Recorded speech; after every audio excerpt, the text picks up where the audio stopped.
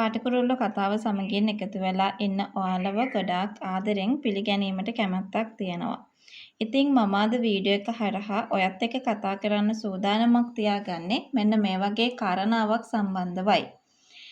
ඉදිරියට අංජනා අනිවාර්යෙන්ම කෙවින්ලගේ ගෙදර එන්න පුළුවන්. මොකද පහුගිය කාලේ සිද්ධ වෙච්ච දේවල්. විශේෂයෙන්ම Taman අත්අඩංගුවට ගත්තට පස්සේ සිද්ධ වුණ දේ ගැන අනිවාර්යෙන්ම හොඳටම දැනගෙන ඉන්නවා කියන කතාව අපි මතක් කරලා දෙනවා. අනිත් එක අංජනව මේ විදියට මතක් කරපු එක ගැන ගොඩාක් වටිනවා කියන කතාව ගැනත් අපි මතක් කරන්න ඕනේ. අනිත් එක ඔය අංජන ඉන්නව නේද?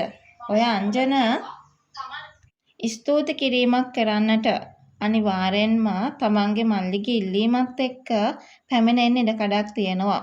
ඇත්තටම කෙවින්ගේ අම්මා උනත් හරිම ආදරණීය විදියට පුතෙක්ට වගේ තමයි අංජන්ට සැලකුවේ. අනිත් එක අංජන කියලා කියන්නේ කොච්චර හොඳ කෙනෙක්ද කියන එක පොන්සේකත් තීරණය කරලා ඉන්න නිසා තමයි අනිවාර්යෙන්ම බේර ගැනීමට කටයුතු කළේ කියන කතාව ගැනත් මම මේ වෙලාවේ ඔයාලට මතක් කරන්න සූදානමක් තියාගෙන ඉන්න දෙයක් විදියටත් අද වීඩියෝ එක හරහා මම මේ වෙලාවේදී අන්න ඒ විදියට මතක් කරන්න සූදානම් වෙනවා.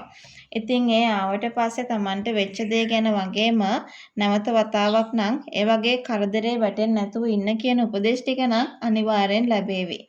ඒ වගේම තමයි මේ තරම් කරදර ගොඩාක් වෙලා තියෙද්දි තමන්ගේ පුතා වෙනුවෙන් වැඩ කරගෙන යන එක ගැන මේ අම්මටයි තාත්තටයි ඒ වගේම කෙවින්ගේ අක්කටත් ඒක අංජන කියන්නේ කොච්චර හොඳ කෙනෙක්ද කියලා දැනගන්න හේතුවක් බවට පත් වෙලා ඉඳීවි කියන ඒ කතාව ගැන තමයි අද අපිට මේ වෙලාවේදී කතා කරන්න පුළුවන්කමක් ලැබිලා තියෙන්නේ කියන කතාව මම මේ වෙලාවේදී ඔයාලට මතක් කරන්නට සූදානමක් තමයි තියාගන්නට ඕනේ.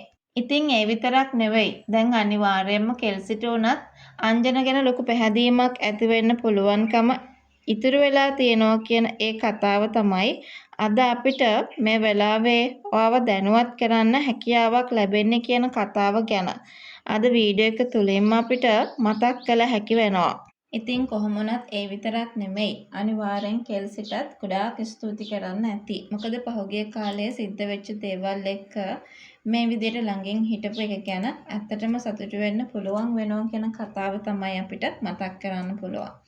ඉතින් කොහොම වුණත් අංජනගේ ජීවිතේටත් ඉදිරියට ගොඩාක් ලොකුවට මේ කට්ටියගේ ආදරය ලැබෙන එක ගොඩාක් වටිනවා. ඇත්තටම දැන් ටිකෙන් ටික බය වෙලා හිටියට ඒ හැමදේම වෙනස් කරන්න ඉඩකඩක් හදලා දීලා තියෙනවා කියන කතාව තමයි මම මේ වෙලාවේ ඔයාට මතක් කරන්න සූදානම්කමක් තියාගත්තේ.